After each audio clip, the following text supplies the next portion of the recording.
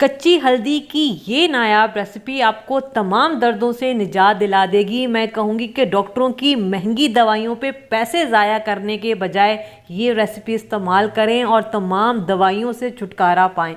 अस्सलाम वालेकुम। अल्लाह के नाम से शुरू जो बड़ा मेहरबान निहायत रहम करने वाला है। सर्दियों में उठने वाले जोड़ों, पट्ठों और कमर का दर्द, और कभी कभी तो ये दर्द इतना शिद्दत इख्तियार कर जाता है कि चलना तो दूर की बात है, उठना भी मुश्किल हो जाता है। तो आज इन्हीं सब के लिए सस्ता फौरी इलाज, जिसको आप एक बार बनाएं और पूरी सर्दियां तो क्या पूरी गर्मियां भी आप इसका इस्तेमाल कर सकते हैं।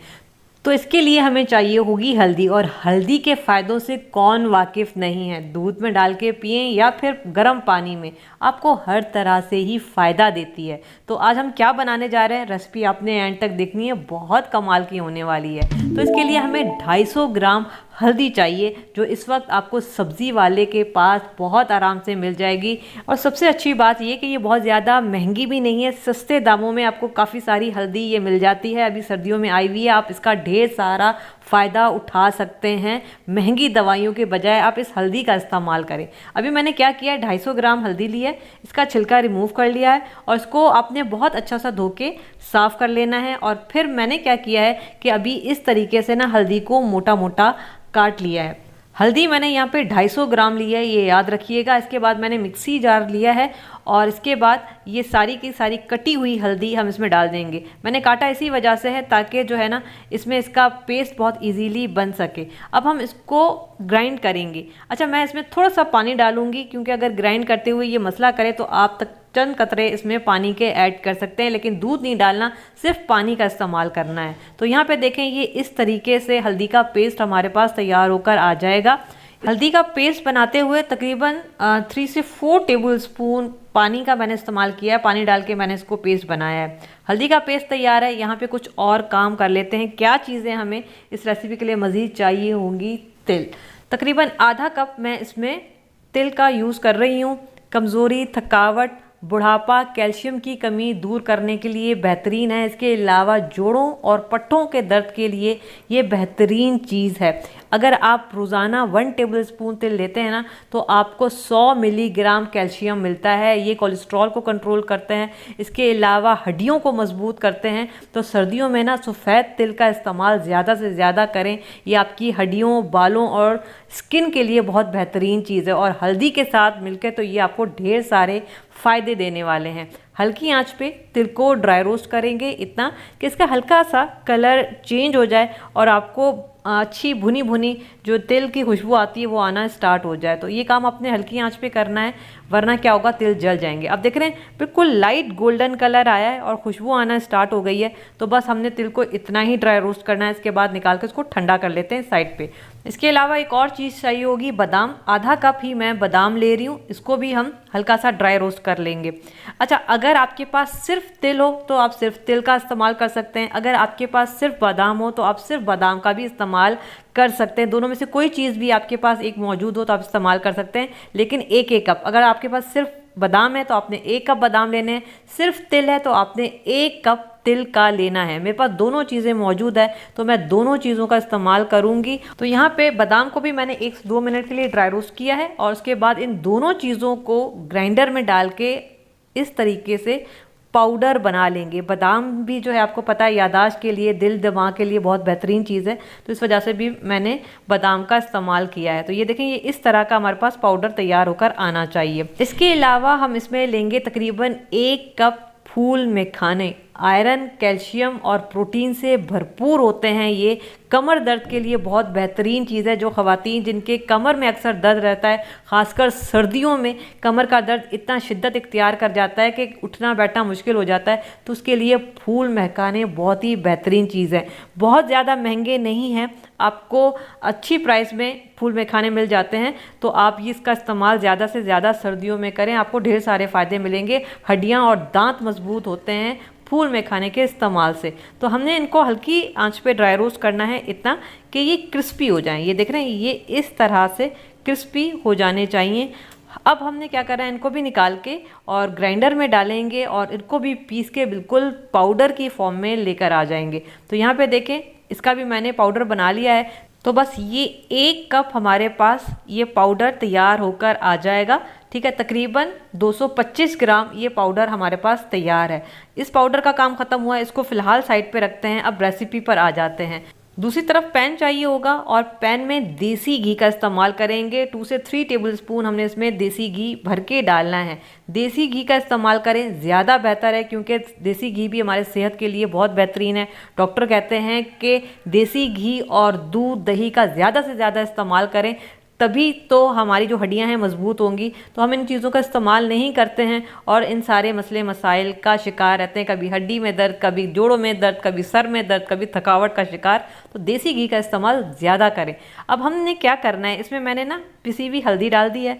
आँच को बिल्कुल हल्का रखना है और हल्की आँच पे तकरीबन 10 से 15 मिनट इस हल्दी को भूनना है, क्योंकि ये जो हल्दी है ना, इसमें अपनी एक महक होती है, हल्की सी कड़वाहट होती है। तो इन दोनों चीज़ों को ख़त्म करने के लिए हमने इसको भूनना है, और वो भी हल्की आंच पे, क्योंकि तेज़ आंच होगी ना तो हल्दी जल्दी भून जाएगी, लेकिन इसकी महक और कड़वाहट ख़त्म नहीं होगी। तो अब देखें, आज हल्का सा इसका कलर चेंज होना स्टार्ट हुआ है। मज़ीद इसको थोड़ा सा भूनेंगे और ये देखें अब इसने ना पैन बिल्कुल छोड़ दिया है। तो तकरीबन मैंने इसको 12 से 15 मिनट भूना है हल्की आंच पे। कलर चेंज हो गया है और अब भुनी भुनी हुई हल्दी की बेहतरीन सी खुशबू आना स्टार्ट हो गई है। जब ये खुशबू आना आपको स्टार्ट हो जाए ना भुनी हुई हल्दी की, तो बस आप समझें कि हल्दी बेहतरीन भुन चुकी है। इसका चूल्हा बंद करके ना इसको साइड पे रख देते हैं। दूसरी तरफ हमें एक और पैन चाहिए होगा और इसमें भी हम डालेंगे घी। देसी घी ही इस्तेमाल कर रही हूँ, आप चाहें तो ऑयल डाल सकते हैं, लेकिन वही बात, देसी घी इस्तेमाल करें, आपको इस रेसिपी का ज़्यादा फ़ायदा होगा। इसमें हम डालेंगे 1 कप बेसन। बेसन जो है इसकी तासीर गर्म होती है। ये भी नज़ला, ज़ुकाम, खांसी और सर्दियों में होने वाले जितने भी मसले मसाइल हैं उनसे बचाव के लिए ये बेहतरीन चीज़ है बेसन। आप बेसन की जगह गंदम का आटा भी इस्तेमाल कर सकते हैं। गंदम का आटा भी आपको वही फ़ायदे देगा जो आपको बेसन देता है। तो हम यहाँ पे इसको भूनेंगे हल्की आंच पर, इतना कि जैसे भुने हुए बेसन की खुशबू आना स्टार्ट होती है ना जब हम हलवा बनाते हैं, तो बस जब इसकी खुशबू आना स्टार्ट हो जाएगी तो हम चूल्हा बंद करेंगे। तो बस इसको हमने इसी तरीके से भूनते जाना है। अब यहाँ पे ना मुझे थोड़ा सा देसी घी कम लग रहा है, तो मैं मज़ीद इसमें 1 टेबल स्पून डाल रही हूँ। तो टोटल 2 टेबल स्पून मैंने इसमें देसी घी का इस्तेमाल किया है और इसको मज़ीद थोड़ा सा भूनेंगे, हल्का सा बस इसका कलर चेंज हो जाने देते हैं और इसकी खुशबू आने देते हैं। तो यहाँ पे देखें इसका कलर भी चेंज हुआ है, हल्का सा लाइट गोल्डन कलर आया है और इस वक्त जो है वो धीमी धीमी सी खुशबू आ रही है भुने हुए बेसन की। बस हमने इसको इतना ही भूनना है और इसके बाद ये जो हल्दी हमने पहले से भून के रखी थी इसको इसमें शामिल कर देंगे। तो ये जो भुना हुआ बेसन है ना, जब ये हल्दी में जाएगा तो इसका टेस्ट जो है ना बहुत ही ज़बरदस्त हो जाएगा। इसके अलावा ज़ाहिर है इस रेसिपी को थोड़ा सा हम मीठा बनाएंगे, तो इसके लिए हम देसी गुड़ का इस्तेमाल करेंगे। तकरीबन 1 कप 225 ग्राम मैं इसमें देसी गुड़ डाल रही हूँ। गुड़ आप जहाँ से भी लेना उनको बोलें कि देसी गुड़ दें। और देसी गुड़ की पहचान ये है कि हल्का सा डार्क कलर का होता है, नरम होता है, सख्त नहीं होता है और इसमें हल्के हल्के से रेशे होते हैं। तो जब भी आप गुड़ लें तो देसी लें, तभी आपको फ़ायदा होगा। अब मैं इसमें 2 टेबल स्पून पानी का डाल रही हूँ। वजह यह है कि मैंने जो गुड़ डाला है ना, ये हल्के हल्के से इसमें चंक्स हैं, तो इस वजह से मैं इसमें पानी डाली हूँ ताकि गुड़ जो है वो जल्दी इसमें घुल जाए। आंच को हल्का रखेंगे, हल्की आंच पे मैं इसको पकाऊंगी कि ये जो गुड़ डाला है ना ये मुकम्मल तौर पे घुल जाए। आप चाहें तो गुड़ का शीरा बना के भी इसमें डाल सकते हैं। अब ये देख रहे हैं इसका कलर चेंज हुआ है और गुड़ के जो जितने भी दाने हैं वो बिल्कुल ख़त्म हो चुके हैं और हलवा बेहतरीन सा भुन चुका है। और अब हम इसमें डालेंगे ये जो ड्राई फ्रूट का हमने पाउडर तैयार करके रखा था, ये इसमें डालेंगे। आँच को मैंने हल्का ही रखा हुआ है, ये सारा काम हल्की आँच पे करना है, आपने तेज़ आँच को नहीं रखना है।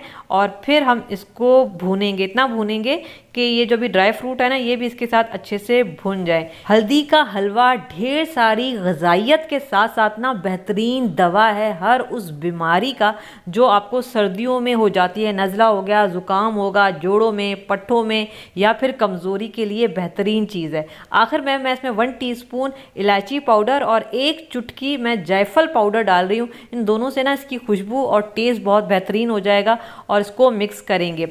इस हलवे को आप 6 से 7 महीने के लिए आराम से स्टोर कर सकते हैं, ये बिल्कुल ख़राब नहीं होता है। इसमें हमने दूध का इस्तेमाल नहीं किया, किसी किस्म का खोया नहीं डाला, तो इस वजह से ये जो हलवा है ना ये बिल्कुल भी ख़राब नहीं होगा। आप इसको फ्रिज में रखें और जब भी खाना हो निकालें, गर्म करें, ये बिल्कुल भी ख़राब नहीं होता है। और अब हलवे की बड़ी बेहतरीन खुशबू आना स्टार्ट हो गई है और इसने पैन भी छोड़ दिया है, कलर चेंज हो गया है। हलवा हमारा यहाँ पे तैयार है। चूल्हा बंद करेंगे और उसको प्लेट में निकालेंगे। ये मज़ेदार हल्दी का हलवा तैयार है। हल्दी अपने अंदर ढेर सारी ग़िज़ाइयत रखती है। आप इसको दूध में डाल के पिएँ, पानी में डाल के पिएँ या फिर हलवे के तौर पे खाएं, अचार बना के खाएं, आपको हर तरह से ही ये फ़ायदे देती है। सर्दियों में ताज़ी हल्दी एक नेमत है, इसका ज़्यादा से ज़्यादा इस्तेमाल करें। यकीन करें कि आप जो इतनी ढेर सारी बीमारियों के लिए दवाइयाँ खाते हैं ना, उन सब से आपको छुटकारा मिल जाएगा। ऊपर से थोड़े से कटे हुए बादाम हम डाल देंगे। अच्छा, इसके खाने का क्या तरीका है? ये जो हलवा है ना, इसको आपने एज आ डिज़र्ट बिल्कुल नहीं खाना है। ये मेडिसिन है, आपने इसको मेडिसिन के तौर पर ही लेना है। खाने का क्या तरीका है? देखिए, कुछ चीज़ें फ़ायदे के साथ साथ ना नुकसान भी देते हैं अगर आप उसका ज़्यादा इस्तेमाल करते हैं। खाने का तरीका ये है कि सुबह और शाम एक छोटा चम्मच, अगर टेबल स्पून है तो फिर आपने हाफ टेबल स्पून लेना है, इससे ज़्यादा आप इसको नहीं खा सकते। सुबह में और शाम में 2 टाइम आपने लेना है। चाहे तो आप इसको दूध के साथ ले लें, चाहे तो आप इसको ऐसे ही खा सकते हैं। शाम की चाय पे भी आप इसको ले सकते हैं, अगर सुबह में ले रहे हैं, या फिर शाम की चाय के साथ भी आप इसको ले सकते हैं, लेकिन इससे ज़्यादा आपने इसको नहीं खाना है। इस हलवे को आप किसी भी एयर टाइट बॉक्स में, कोई ऐसा बॉक्स होना चाहिए जिसमें पानी वगैरह ना जाए, उसमें आप इसको 6 से 7 महीने के लिए डाल के स्टोर कर सकते हैं और फ्रिज में रखें। जब भी आपको इस्तेमाल करना हो निकालें, थोड़ा सा निकालें, गर्म करें और बाकी को फ्रिज में रखें। तो बनाइएगा ज़रूर, मुझे ज़रूर बताइएगा कैसा।